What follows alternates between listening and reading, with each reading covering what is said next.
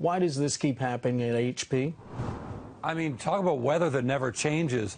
The rain clouds in Palo Alto at Hewlett-Packard headquarters never seem to end. This is at least the sixth time they've upped the number of layoffs at Hewlett-Packard during Meg Whitman's tenure, and the restructuring just goes on and on and on.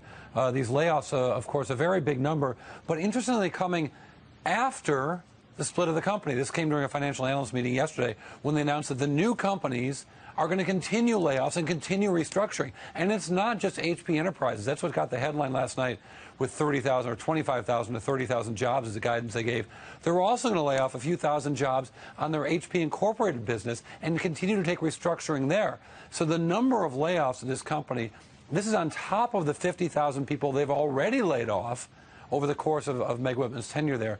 So we're talking about at least 85,000 people laid off during her time at the company, and it comes in dribs and drabs and more, and the restructuring goes on and on. It's a fairly amazing number, and most importantly, the notion that this is going to happen after the split of the two companies is just bizarre, right? This is supposed to right-size two businesses. Instead, it's like they're building two new houses, both of which will need a kitchen remodel the day they walk in the door. So what's going on, Cory, at HP?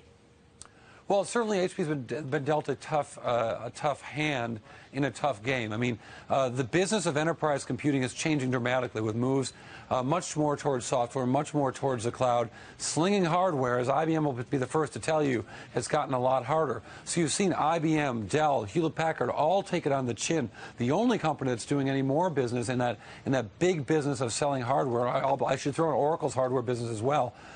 Cisco's done a little bit well, but just like those other companies, spending billions in acquisitions.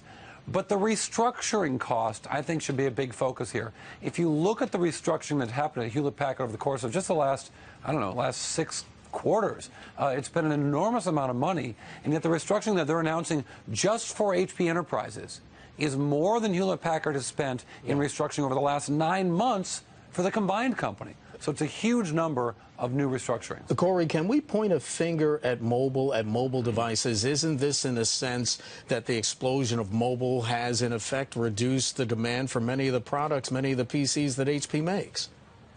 I mean, if you were going to do that, you'd have to say that it was happening to everyone. But some other companies have done better at this. I mean, IBM has certainly had a tough time of things, but they got out of the PC industry when Hewlett-Packard should have got out of the PC industry. I know this is PC industry. I know this is Monday morning quarterbacking.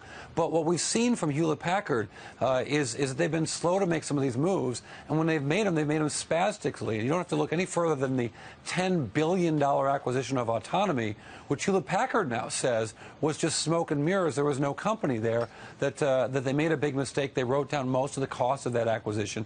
So these sort of dramatic moves to change direction that seem to have come too late with too little investigation have left a rapidly shrinking company that's going to continue to shrink. Indeed, both of the new companies, they're saying, yes, the PC and printer business, but also the supposed growth company is now expected to see shrinking revenues right after the merger. So there is no growth in a shrinking company, and Hewlett-Packard is certainly having a rough time of it under the leadership of Meg Whitman.